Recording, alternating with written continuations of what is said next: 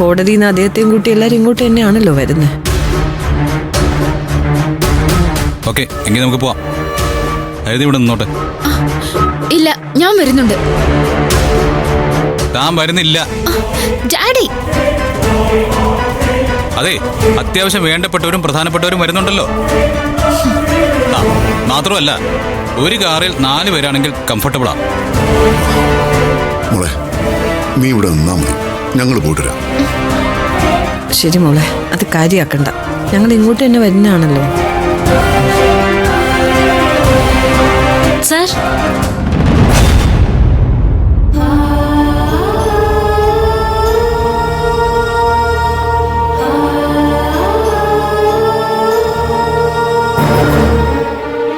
Sir, ഇത് വണ്ടിയിൽ വെച്ചോളൂ.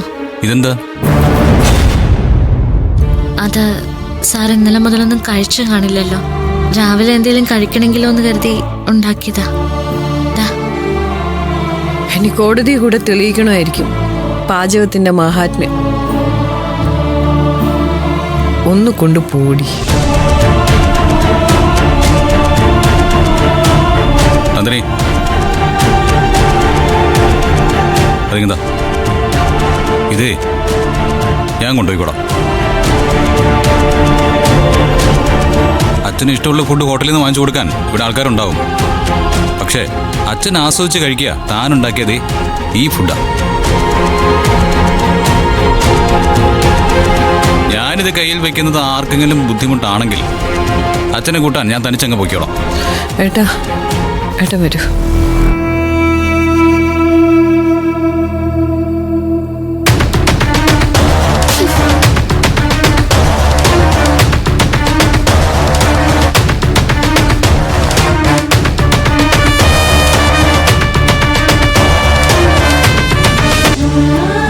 എത്തുന്നതിന് മുമ്പ് വിളിക്കണേ സർ. എന്തിന്? അച്ഛന് അല്ല, ഏതെങ്കിലും സാറിന് ഫുഡ് ശരിയാക്കണ്ടേ? ശരി, ഞാൻ പോയിട്ട് വിളിക്കാം. ഞാൻ പോയിട്ട് വരാം.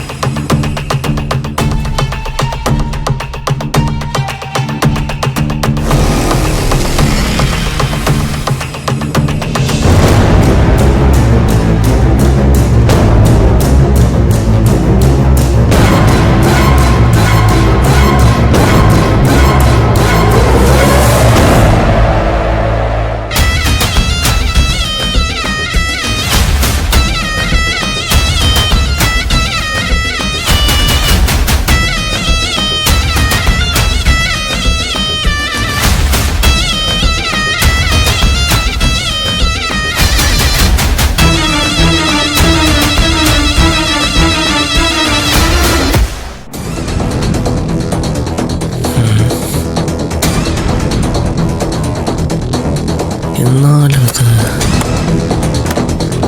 ഇവിടെ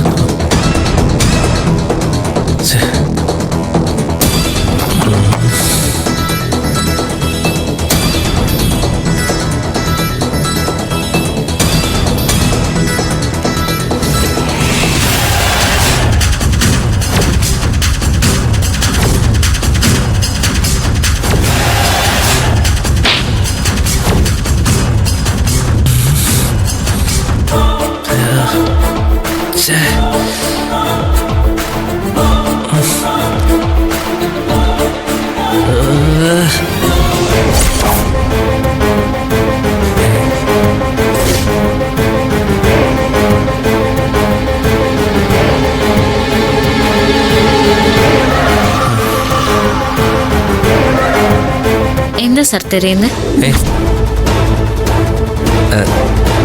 അത് എനിക്ക് മനസ്സിലായി. അത് കണ്ടു കിട്ടിയില്ലെങ്കിൽ പ്രശ്നമാണല്ലേ?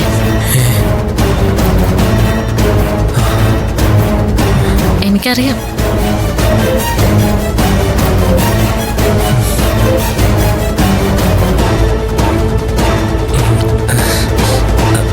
നന്ദിനി, അത്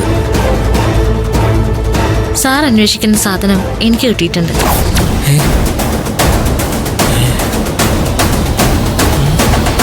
ഇവിടെ ഒരു സെറ്റിയുടെ അടിയിൽ നിന്ന്